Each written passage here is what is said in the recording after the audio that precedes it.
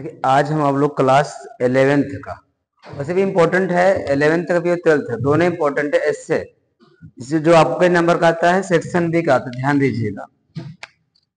Section जो B बनेगा, question number जो 3 बनेगा, सेक्शन बी क्वेश्चन नंबर 3 क्या होता है आपका? एस्से होता है। इसे हम लोग क्या बोलते हैं? आर्टिकल बोलते हैं। क्या बोलते हैं? आर्टिकल।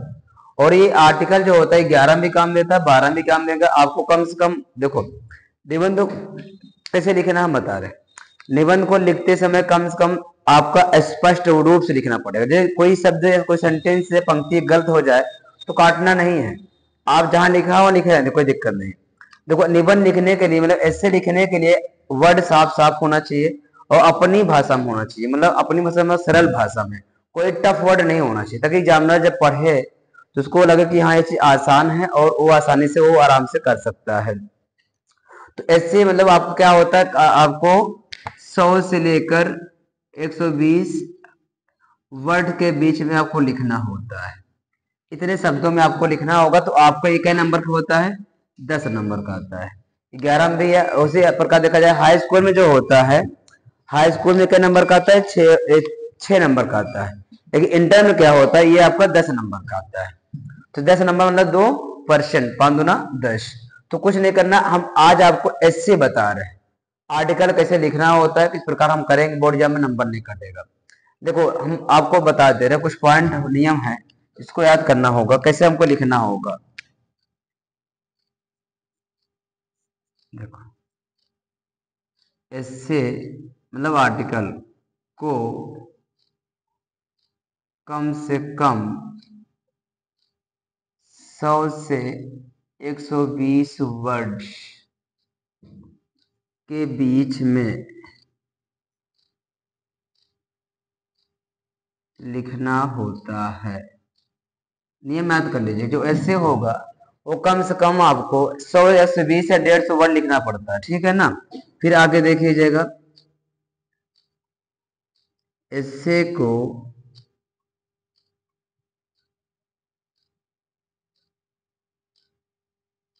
हेडिंग बनाकर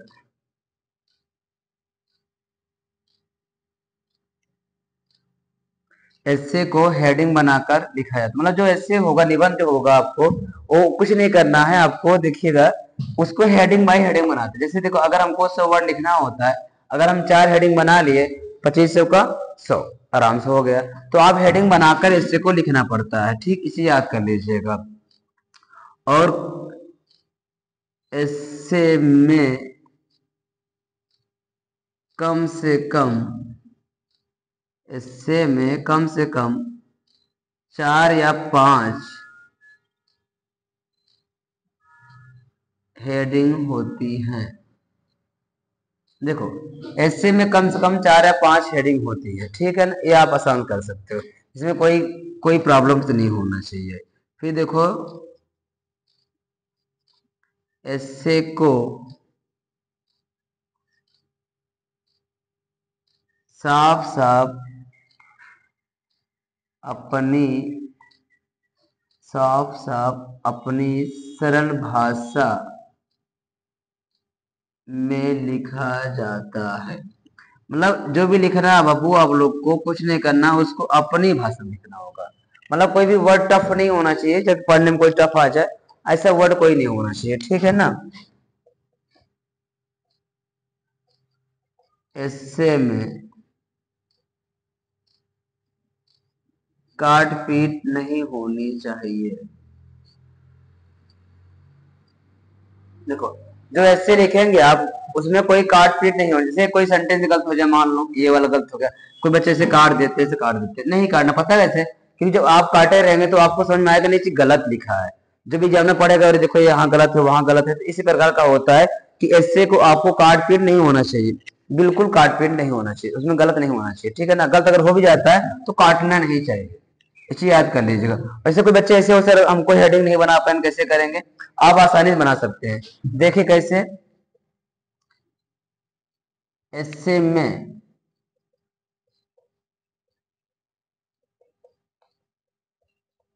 सबसे पहली सबसे पहली हेडिंग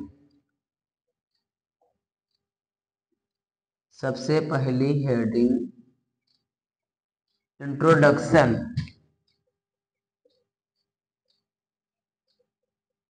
और अंतिम हेडिंग कंक्लूजन होती है। देखो, जब ये ऐसे आप बनाएंगे ना तो कुछ नहीं करना है। सबसे पहली हेडिंग क्या हो जाएगी? इंट्रोडक्शन, मतलब परिचय होगा। फिर जो लास्ट हेडिंग बनेगी कंक्लूजन, मतलब उपसंहार, निचोड़ उसका लिखा जाता है। तो हेडिंग को मतलब जब ऐसे आप लिखेंगे इस प्रकार से आप इसको नियम तैयार कर लें और आराम से लिख सकते हैं। ऐसे को कम से कम 100 या 120 वर्ड में लिखा जाता है। ऐसे को हेडिंग बनाकर लिखा जाता है। फिर ऐसे में कम से कम 4 या 5 हेडिंग होती है। ऐसे को साफ साफ अपनी सरल भाषा में लिखा जाता है। ऐसे में काट पीट नहीं होनी चाहिए। ऐसे में सबसे पहले हेडिंग इंट्रोडक्शन और अंतिम हेडिंग कंक्लूजन होती है। इसमें क्या होता है, आपको काट पीट बिल्कुल नहीं करना चाहिए। अगर कोई सेंटेंस गलत हो भी जाता है बिल्कुल नहीं काटना है। इस चीज आपको थोड़ा ध्यान दीजिएगा। और मैंने आपको पूरा नियम बता देना ऐसे कैसे लिखना है, किस प्रकार से हमको सॉल्व करना है, किस प्रकार हम उसको ऐड करते हैं, मैंने आपको सामने लिख दिया। और ध्यान दीजिएगा ऐसे में कोई ज्यादा वो नहीं है, टफ नहीं है। अगर आप एक भी याद कर लेंगे तो आपको काम पे चल जाएगा। मैं आपको वही ऐसे लिखाऊंगा, वही ऐसे बोर्ड पे लिख दे रहा हूँ जो एग्जाम में आपको आएगा, जो बोर्ड एग्जाम में आपको आएगा। मुझे दावे के साथ कहता हूँ ये 100% श्योर एग्जाम में आएगा। अगर आपको एग्जाम में नहीं आता है तो उसके अकॉर्डिंग, जैसे नियम बताया ना, उसके अकॉर्डिंग आप उसको बना सकते हैं। पर इसको लिख लीजिए, आप देखिए इसको। तो उसको जब बार बार देखते हैं ना तो बड़ा अच्छा होता है कि आप लोग, इसमें क्या होता है कि जो समझ में नहीं आती एक बार, और चीज बार बार देखने से उसी समझ में आ जाती है। तो इसको आप लोग देख लीजिए, अच्छे से राइट करिए। उसके बाद क्या होता है, हम आपको जो ऐसे इंपॉर्टेंट वाले हैं उसको मैं एक लिखा दे रहा हूं, फिर उसके बाद फिर आगे लिखाएंगे। और ये 11 और 12 दोनों के लिए इंपॉर्टेंट है। और 9-10 में भी आता है, लेकिन क्या 9-10 में छोटा होता है, इस प्रकार से नहीं होते, इसलिए मैं आपसे बताते रहे। अब 9-10 को तो दोबारा बताएंगे जब अभी वीडियो अपलोड होगा 9-10 वाला, वो भी डाला जाएगा। लेकिन अभी क्या है, हमारा टारगेट ये बोर्ड एग्जाम नजदीक आ रहा है 12-11, तो इसके ये आपको डाला जा रहा है। तो आप लोग तैयार कर लीजिएगा, मतलब अच्छे से याद कर लीजिए। करना का देखो, जैसे बता दिया हूँ वैसे आप सॉल्व कर लेंगे तो ऑटोमेटिक आ जाएगा। कठिन तो कुछ भी नहीं है। और समझ लीजिए कि 10 नंबर का आता है। सोचो पहले, 10 नंबर आपके लिए बहुत ज्यादा इंपॉर्टेंट काम करता है। और 10 नंबर आप समझ रहे हैं कि मैं 5 दूना 10 मतलब 2% काम करेगा, कोई दिक्कत इसमें नहीं है। उसको राइट कर लो।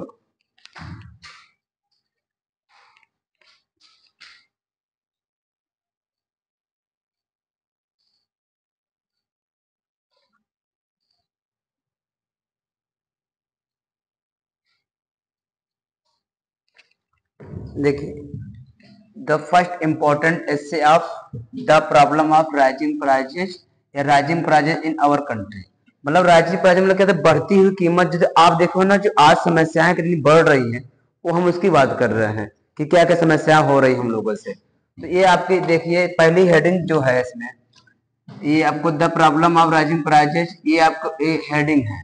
मतलब ये मेन टॉप, इस पे आपको लिखना है, इससे है, ठीक है ना। तो एग्जाम में कभी इस प्रकार पूछता है, the rising problem of rising prices या द राइजिंग प्राइजेस, किस प्रकार पूछ सकता है।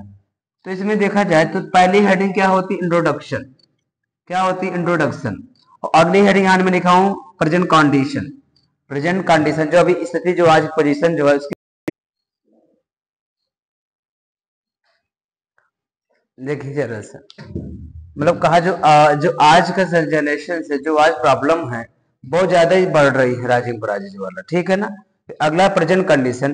The present condition is very highly serious, मतलब कहना आज जो वर्तमान समस्याएं स्थिति है बहुत ज्यादा क्या है, सीरियस है। The common people are passing their life under the heavy burden, मतलब कहा था ना कि जो कॉमन लोग होते हैं, जो लो क्लास के लोग होते हैं, उनके ऊपर क्या होता है, their life under the heavy burden of rising price, मतलब बोझ बन जाता है, मतलब बोझ तरह जिंदगी जीते हैं। The problem of food, problem क्या होती है, भोजन की समस्या होती, क्लॉथिंग समस्या होती, and set is ever present before all, मतलब बहुत कुछ समस्याएं जो होती है राइजिंग प्राइजेस से होती है। और the poor live in poverty, मतलब जो गरीब लोग होते हैं ना, वो क्या करते हैं, अपनी जिंदगी गरीबी में व्यतीत कर देते हैं। तो ये आज की समस्याएं हैं।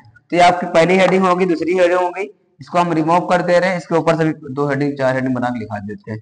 थोड़ा सा टाइम देख ले। और आपको कुछ नहीं करना है, आपको यही चीज याद कर लीजिए कि एग्जाम में यही चीज आएगा, आपको ज्यादा परेशान होने की जरूरत इसमें आपको नहीं होगा। तो आप लोग कुछ नहीं करना है, इसको तैयार कर लो अच्छे से, कॉपी में एक बार लिख लीजिए, आपको ऑटोमेटिक याद हो जाएगा। ठीक,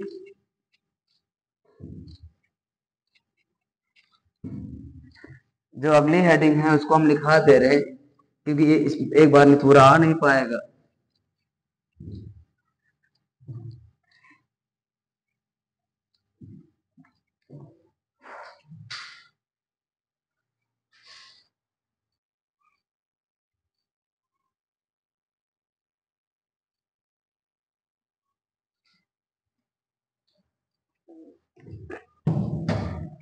देखिए थर्ड हेडिंग क्या इसमें है, केसेस ऑफ राइजिंग प्राइसेस। मैंने कहा ना 4 या 5 हेडिंग होती है, आप बना बना के लिख सकते हैं। तो थर्ड हेडिंग क्या है, केसेस ऑफ राइजिंग प्राइसेस, ये आपकी हेडिंग हो गई है। ठीक, अब क्या लिखा है, India is a developing country. आप जानते हैं ना, जो हमारा भारत देश है बहुत ज्यादा क्या होता है, बहुत डेवलपमेंट होता है। ठीक, बहुत विकसित देश है। तो द राइजिंग पॉपुलेशन, पॉपुलेशन में क्या जनसंख्या होती है, of the country directly related with the rising prices. High prices have every bad effect on the people. मतलब जैसे जो कोई लोग गरीब होते हैं, हाँ, तो उसमें क्या होता है, जो हाई प्राइस होती है तो उनके लिए बहुत इफेक्ट पड़ता है। ये है ऑन द पीपल हो गया। आपकी 5 हेडिंग इसमें पूरी हो गई है। मैंने कहा ना आपको 4 या 5 हेडिंग बनाकर लिखा जाता है, तो ये आपकी थर्ड हेडिंग थी। हाँ, ये फोर्थ हेडिंग क्या है, रिमेडी, मतलब क्या सुधारना होता है। The rising prices should be checked at once. The government should be take their drastic steps against hoarding and black marketing। कभी कुछ लोग होते हैं ना जो ब्लैक मेल काम करते हैं, उनकी मदद कर रहे हैं। Full stop. और the government must take over the trade of important, क्या होता है, फूड है, ग्रेन्स है, सच एज व्हीट मतलब गेहूं, राइस एंड शुगर है। ये प्रॉब्लम से होती है। फिर अगला है कंक्लूजन, बताया था ना, उपसंहार माना जाता है। तो ये भी आपकी लास्ट हेडिंग मानी गई है। तो the problem of rising prices can be solved only with the active cooperation of all main and women. कि कभी ऐसा होता है ना कि हर काम के लिए क्या होता है कि दोनों का सहयोग होना चाहिए, चाहे मेन हो चाहे वुमेन हो, क्योंकि कोऑपरेशन में को साथ देना चाहिए। फिर this is a serious problem. अब देखा है ना कि जो ये राइजिंग प्राइजेस जो होती है समय से, ये बड़ी सीरियस प्रॉब्लम होती है। And it must be solved, और ये कब सॉल्व हो सकती है, विद इमीडिएट इफेक्ट। और जब इस पे क्या तुरंत प्रभाव डालते हैं, कोशिश करते हैं, तो ये सॉल्व हो सकती है। क्योंकि आप देखो ना आज के जमाने में क्या होता है, हर कीमत हर चीज की बढ़ रही है। तो वही होता है कि आपका राइजिंग प्राइजेस जो आपका ऐसे होता है, आपको इसी प्रकार से आपको ऐसे तैयार करना पड़ेगा। 2 हेडिंग उसमें थी हो गई, और 3 4 5 हेडिंग हो गई। आपको 100 से 20 वर्ड लिखना होता है। जैसे मैंने आपको बता दिया था, आपको उसी प्रकार से पूरा आप ऐसे को सॉल्व कर सकते हैं, जो कि आपको 10 नंबर पाया जाता है। आप ऑटोमेटिक कोई दिक्कत समस्या नहीं होगी। अभी और जो इंपॉर्टेंट ऐसे हैं, टोटल इंटर में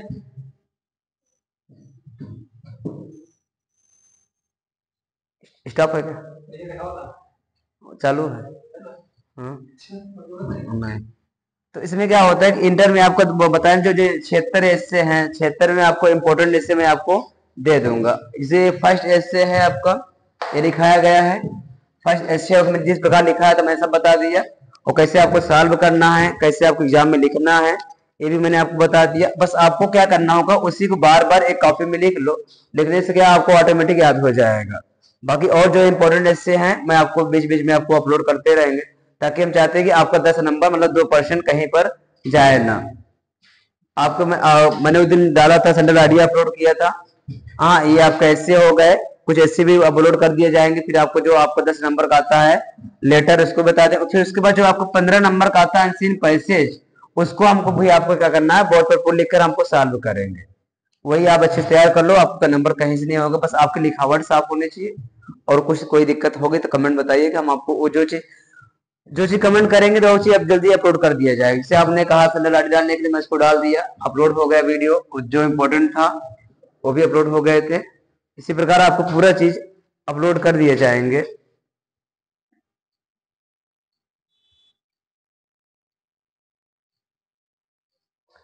इसको अच्छे से तैयार कर लो, कोई दिक्कत नहीं। फिर जैसे इम्पोर्टेंट, बहुत इंपॉर्टेंट है, बोर्ड एग्जाम के लिए, तो ये आपका तैयार हो जाएगा। उसके बाद फिर और जो है वंडर साइंस है, टेररिज्म है, ये सब आपको भी लिखा दिया जाएगा।